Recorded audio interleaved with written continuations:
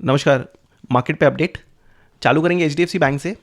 HDFC bank में हालांकि update आया, आरबीआई का अपडेट आया कि बैंक में सब ठीक है। जिस बंदे ने रिज़ाइन किया उसने बताया कि बैंक में सब ठीक है। शायद उनका जो बोर्ड के संग मेल मिलाप नहीं हुआ, उनके विचारधारा नहीं मिले। नए बंदे को लेके आया गया, जैसे मैंने बताया कि वो महेंद्र सिंह धोनी है, के मिस्त्री। तो हालांकि आप और हम डिस्कस कर सकते हैं, सही है गलत है बोलना मुश्किल है बाहर बैठे हुए। लेकिन ना बाजार को ये थोड़ा डिफरेंट मूवमेंट है।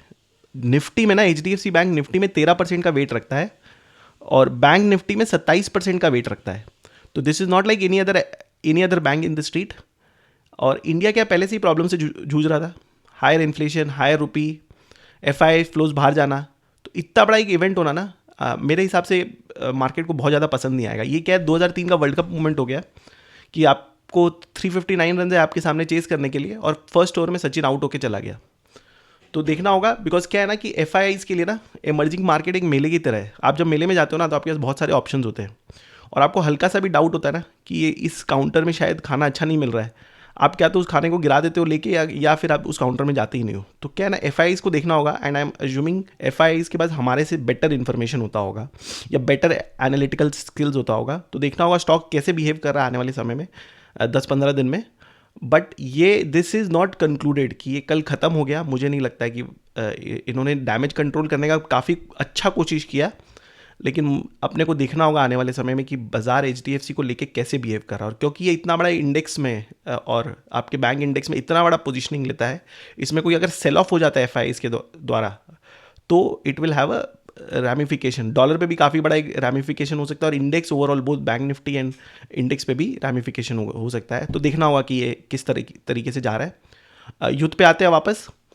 युद्ध में आपके कतर के जो गैस के फैसिलिटी के सीईओ थे, उन्होंने बताया कि जो अटैक हुआ उनके गैस फैसिलिटी पे, उससे उनका 17% का वॉल्यूम उड़ गया और उस वॉल्यूम को वापस लाने में कम से कम नहीं भी करते करते 3 से 5 साल लग जाएगा। तो देखिए क्या हुआ कि इससे फ़ायदा भी यूएस का ही होता है, because US is the second bigger supplier for gas. वहाँ के जितने भी गैस कंपनीज थे वो काफ़ी से तेज़ी पकड़ लिए थे। तो ये क्या है ना, ये एक्चुअल में अभी तक जितना भी ये ऑयल का प्राइस है ना, वो आपके स्क्रीन पे बढ़ रहा है। हम स्क्रीन पे देख रहे हैं, आज क्रूड 120 हो गया, अब वापस 110 आ गया। ये जैसे ही ऑन ग्राउंड हिट करने लगेगा ना, इट विल एक्चुअली ये स्टैचू कर देगा। जो बचपन में खेलते थे ना स्टैचू, वो इकोनॉमी को स्टैचू कर देगा। कल मैं पीएनजी रेवा करके एक नई ज्वेलरी कंपनी आई है, उसका कॉन कॉल पढ़ रहा था। उसमें जो कॉन कॉल लीड कर रहे थे पीएनजी रेवा की तरफ से, उन्होंने बोला कि अगर ये तेल का दाम बढ़ गया ना तो लोग मॉल्स में आना कम कर देते हैं, लोग कम ट्रैवल करने लगते हैं, लोग कम खर्चा करने लगते हैं। तो हो सकता है कि अगर बहुत तेज़ी से तेल का दाम बढ़ गया ना तो हमारे स्टोर में यस फुटफॉल कम हो जाएगा।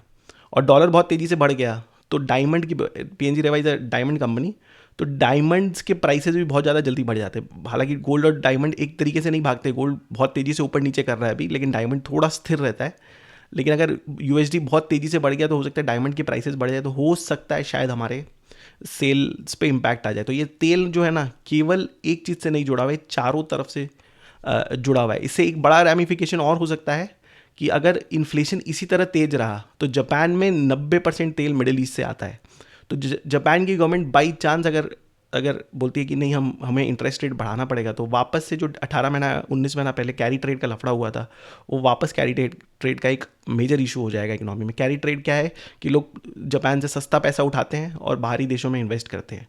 तो अगर जापान महंगा पड़ जाएगा ना तो पैसा वापस जापान में मूव करने लगेगा। तो देखना होगा कि तेल क्या है ना कि चारों तरफ से लिंक्ड है। यूएस गवर्नमेंट ने बोला कि हमें पता नहीं था कि इसराइल ऐसा अटैक कर देगा उनके एनर्जी फैसिलिटी पे, हमारा कोई लेना देना नहीं है इस फैसिलिटी में। इसराइल ने भी आके बोला कि हाँ हम अपने इच्छा से ये फैसिलिटी पे अटैक कर दिए, अब हम कोई भी तेल या कोई भी गैस इंफ्रास्ट्रक्चर में हम अटैक नहीं करेंगे। तो ये स्टेटमेंट तो आया है, लेकिन आई डोंट नो अब ईरान की तरफ से रिटेलिएशन होता है नहीं होता है।